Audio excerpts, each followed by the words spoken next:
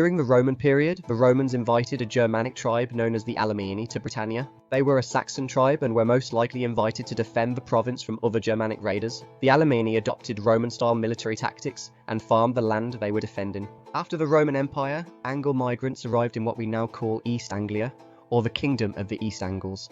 The Angles were skilled warriors and clever, using the rivers to their advantage. East Anglia was pretty much a marshland at this time, and the Angles were highly adept at manoeuvring around it. The Alemanni, instead of fighting against these new Germanics, joined them. They married together very quickly, so much so that they were later seen as East Angles. So the East Angles were a bit different to other Anglo-Saxon kingdoms, because they were a mix of Angles and Alemanni, though the newer Angles would have been much more numerous. Dunwich was the main trading town of the Kingdom of the East Angles, but the harbour and most of the town have since disappeared due to coastal erosion. Dunwich was likely less important as the port of Ipswich became more popular over time. The Romans had built a lot of infrastructure to stop the landscape flooding and make more farmland accessible.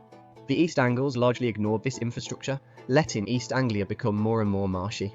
Despite this, the East Angles slowly grew their territory to the west and got into numerous conflicts with the Middle Angles. The East Angles used the marshlands as a natural defence system for their territory. Weha was the first king of East Anglia. The name Weha might have been a hypocristic form of Wistan from the poem Beowulf. His son, King Wulfa, was much more documented, and their dynasty, the Wulfingas, ruled East Anglia until its annexation by Mercia in the 8th century. Some speculate that the Wulfingas were connected to the Swedish dynasty, the Scilfings. East Anglia in its early days were a significant power. Edwin fled to King Redwald for support when his kingdom got took over. When Ethelfrith offered to pay Redwald a large sum of money for Edwin, Redwald refused.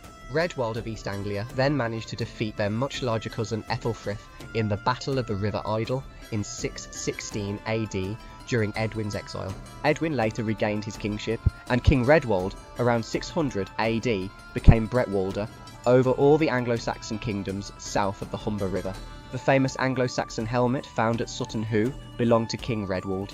However, East Anglia's power slowly diminished and it ended up as a pawn between Mercia, Wessex and Northumbria. Religious infighting between Anglo-Saxon pagans and Christians were the most likely reason East Anglia diminished so quickly.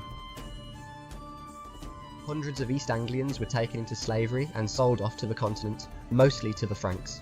It were mostly rival Anglo-Saxon kingdoms like Mercia or Northumbria that captured and sold East Anglians, either after battles or raids.